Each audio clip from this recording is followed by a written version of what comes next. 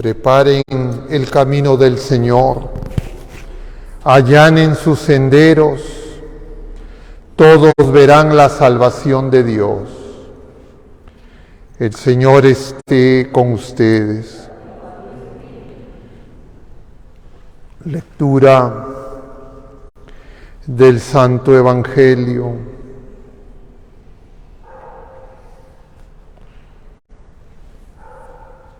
según San Lucas.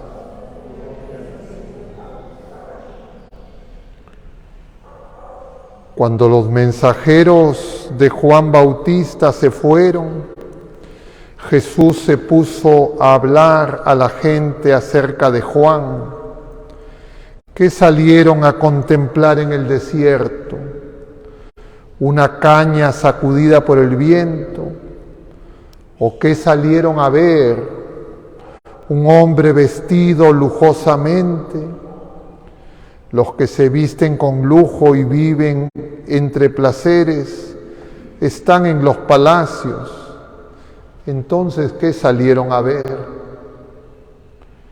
¿Un profeta? Sí, les digo, y más que un profeta, él es de quien está escrito: yo envío mi mensajero delante de ti para que te prepare el camino. Les digo que entre los nacidos de mujer, nadie es más grande que Juan, aunque el más pequeño en el reino de Dios es más grande que él. Al oírlo, toda la gente, incluso los publicanos que habían recibido el bautismo de Juan, reconocieron la justicia de Dios, pero los fariseos y los maestros de la ley, que no habían aceptado su bautismo, frustraron el designio de Dios para con ellos. Palabra del Señor. Tomen asiento un momento, queridos hermanos. Estamos en este jueves eucarístico, jueves de la tercera semana del tiempo de Adviento, ya concluyendo la primera parte del Adviento. El día de mañana será 16 de diciembre, último día de la primera parte del Adviento. Y el sábado empezaremos las ferias privilegiadas. Y eso significa varias cosas. Entre otras, que estos pasajes del libro de Isaías, que nos han acompañado casi todos los días, no desaparecerán totalmente, pero ya no tendrán esa presencia tan notoria como han tenido en esta primera parte y que continuarán hasta el día de mañana. En los próximos días veremos en algunas ocasiones al profeta Isaías, especialmente también se hará presente y manifiesto para que conectemos esos signos de la venida del Señor que Isaías nos presenta como lo pequeño, la manifestación del Señor. El Señor, nos dice Isaías en este pasaje que corresponde al capítulo 54, es decir, ya casi terminando al segundo Isaías. Mañana veremos un pasaje que corresponde ya al capítulo 56, que es el único pasaje que veremos del tercer Isaías. Y por eso quisiera una vez más repetir qué significa esto de primer Isaías, segundo Isaías y tercer Isaías. Es una división que hacen los exégetas, es decir, los especialistas en la Sagrada Escritura, y llegan a esa conclusión por algo relativamente rápido de entender. Los 66 libros de Isaías, así está, esos son los 66 capítulos del libro de Isaías, realizan enseñanzas que corresponden a distintos tiempos en la vida del pueblo de la primera alianza. El primer Isaías, del capítulo 1 al 39, habla principalmente hasta antes del exilio. Ese es el primer Isaías, del capítulo 1 al 39. Del capítulo 40 al 55, este pasaje corresponde al capítulo 55, se le llama el libro de la consolación y es consuelo para el pueblo que está en el exilio, está en Babilonia. Y claro, ese periodo histórico que tienen que ver estos pasajes de Isaías diríamos, rebosan la experiencia vital del profeta Isaías. Toman más de 200 años.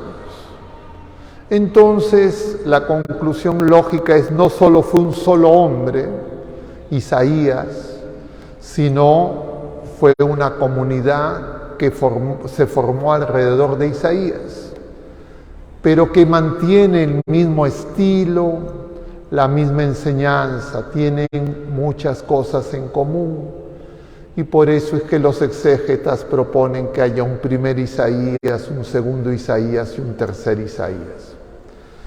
Este segundo Isaías es la consolación, y el consuelo que se le da al pueblo que esté en el exilio, esté en Babilonia, esclavizado, no son libres, es figura del pecado, es que el Señor va a venir, el Mesías, ese Emmanuel que ya anunciaba el primer Isaías, va a venir.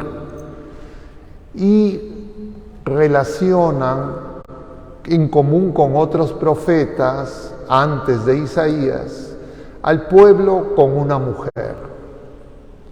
Y ahora por eso se nos habla en este pasaje del capítulo 54, ya finales del segundo Isaías, libro de la consolación: alégrate estéril, tú que no das a luz, rompe a cantar de júbilo, ensancha el espacio de tu tienda, despliega sin miedo tus lonas, alarga tus cuerdas,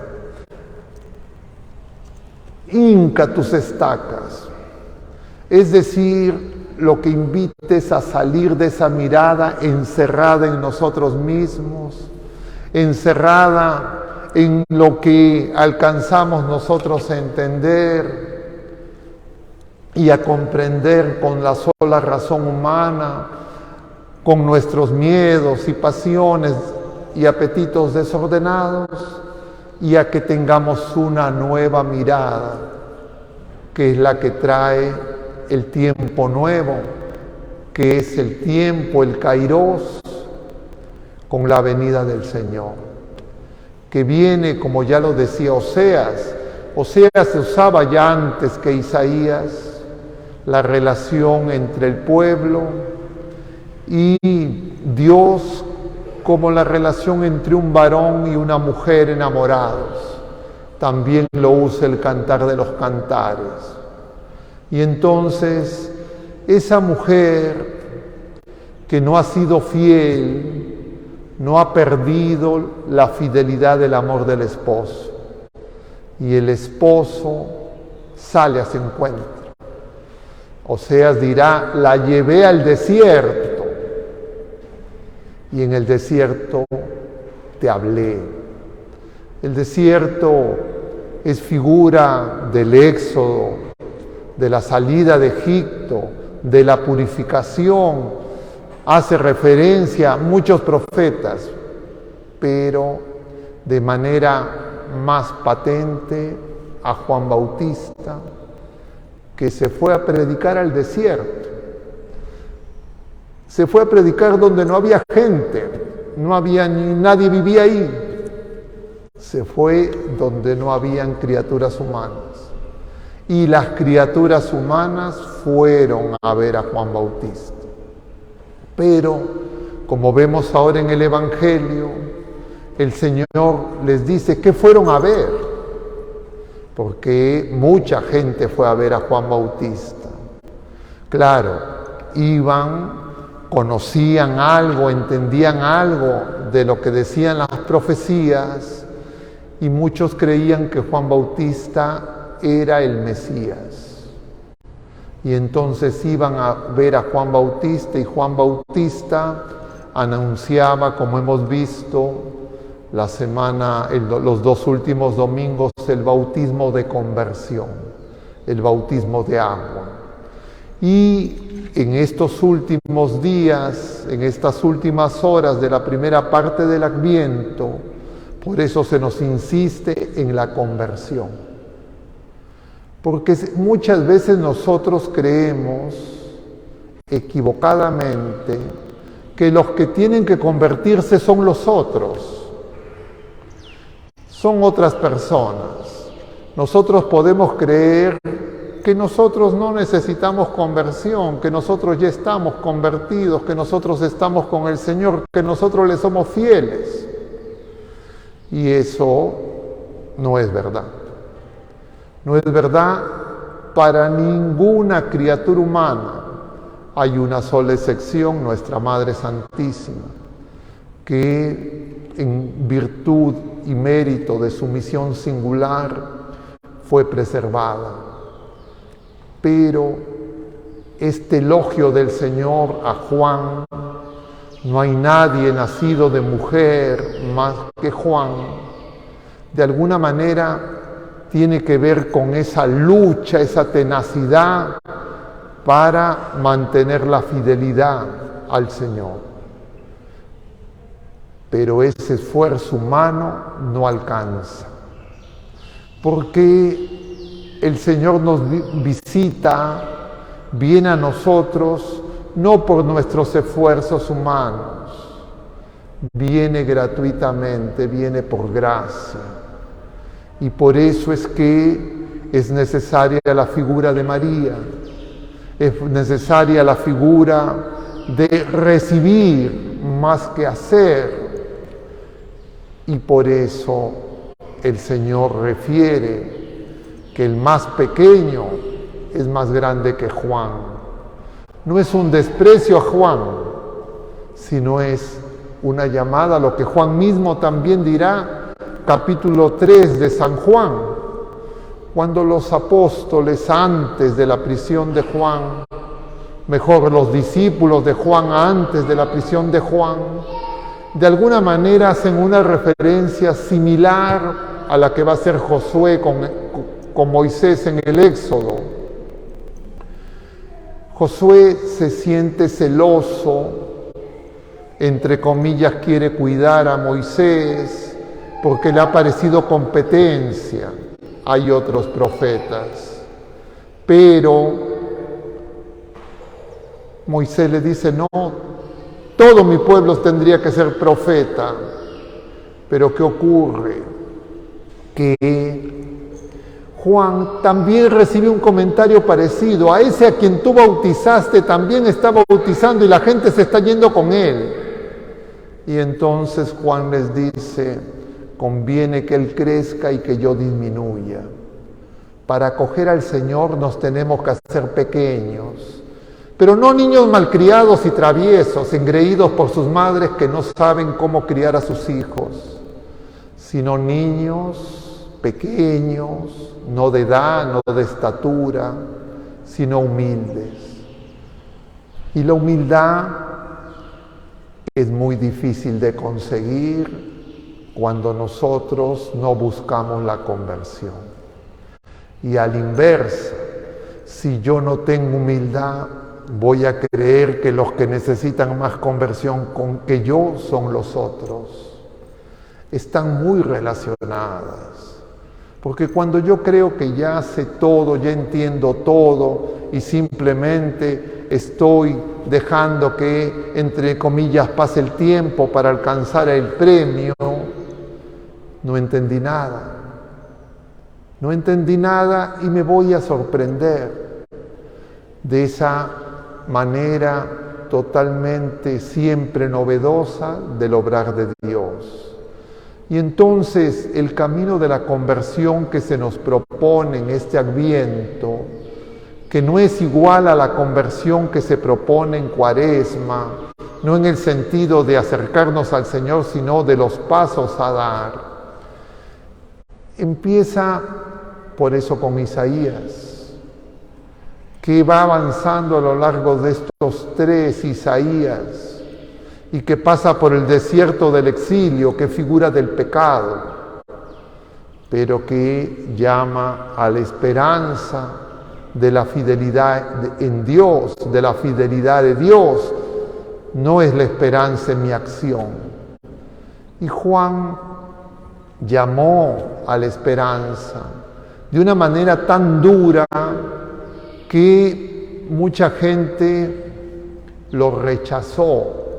Por esa razón, también rechazarán a Jesús, a pesar de que les dice palabras que no eran tan duras como los de Juan, porque les dice: el que no come mi carne y bebe mi sangre, no tiene vida en mí, mi carne es verdadera comida, mi sangre es verdadera bebida, capítulo 6 de San Juan, que ustedes recuerdan. Y dice que muchos se escandalizaron y lo dejaron. Nosotros tenemos que hacer ese camino. Nosotros tenemos que darnos cuenta, en primer lugar, qué queremos ver, a quién buscamos, a quién esperamos. Y si es que lo que esperamos es que se hagan nuestros planes temporales, si lo que queremos es que se haga un paraíso según lo que nosotros imaginamos, si nosotros creemos que lo que viene a hacer el Señor es resolver problemas políticos, económicos, sociales, es que no hemos entendido nada. Y entonces estamos igual que el pueblo de la primera alianza en tiempos del primer Isaías. Ni siquiera estamos cerca de Juan, porque no buscamos conversión. Y entonces vamos a dedicarnos a dar palabras duras a los demás y creer que el problema está en los otros, que el problema está en los sistemas políticos, que el problema está en la gente que está lejos de Dios. Por supuesto que ellos están mal, pero el Señor no viene a que nosotros descubramos el agua tibia y que nos demos cuenta que hay mal en el mundo. Para eso no era necesario que venga el Señor, sino para que nos demos cuenta que nosotros nos escondemos de Dios y que Él viene por cada criatura humana, pero viene muy pequeño. Pero para nosotros es más exigente el llamado, porque es necesario que reconozcamos que a nosotros ya vino, que nosotros desde el bautismo somos templo de Dios. Y entonces hay gente que habla que vamos a hacer cosas para embellecer aquí y allá. Lo que tenemos que embellecer es nuestro corazón, que encerrado en sus propios criterios no se abre al amor de Dios. Y para eso necesitamos la conversión, reconocer nuestros pecados y empezar de nuevo. Entonces todas esas acciones exógenas, externas, voluntaristas, nos pueden distraer, porque alguien que participa de esos voluntarismos puede decir: ah, bueno, yo ya he hecho estas cosas, pero no acogerán al Señor, porque se sentirán no pequeños, sino se sentirán que son los que están haciendo la obra de Dios. Y la obra de Dios es que le creamos, porque Él viene a hacerla por nosotros. Nosotros no la podemos hacer. Lo que nosotros tenemos que ser es sus testigos para decir: el Señor ha hecho obras grandes en mí. Su nombre es santo, su misericordia llega a sus fieles de generación en generación, que son las palabras de nuestra Madre Santísima. Pero cuando yo digo, yo he hecho estas obras grandes, miren todo lo que he hecho, miren todo lo que hago, apláudanme por mis obras, es que no estoy entendiendo nada. No estoy entendiendo ni a Isaías, ni a Juan, y menos a nuestra Madre Santísima. Y eso no se resuelve con discursos, con promesas. Y por eso estas palabras tan claras que el Señor hoy nos dirige. Pero hay de los que no aceptan la conversión y frustran el designio de Dios para con ellos, refiriéndose a los fariseos, refiriéndose a los maestros de la ley, a los que tienen tanta moral que, como decía Nietzsche, tienen doble moral y entonces ante los demás aparentan ser muy rectos, pero en su corazón mezquino mezquinan hasta pequeñeces que realmente hacen ver que necesitan nacer de nuevo. Todos, hermanos, lo necesitamos. No hay otra manera. No hay otro mensajero. Es el Hijo del Hombre. No son otras criaturas. Que el Señor misericordioso nos ayude para que nosotros podamos recibirlo y no rechazarlo. Que así sea.